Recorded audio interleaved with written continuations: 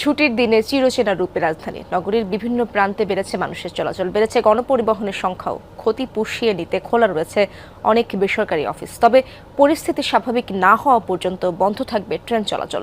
ফলে রেল স্টেশনে এখন শুনশান নীরবতা। আজ ও আগামীকাল সকাল ৮টা থেকে বিকেল ৫টা পর্যন্ত রাজধানীতে কারফিউ শিথিল থাকবে।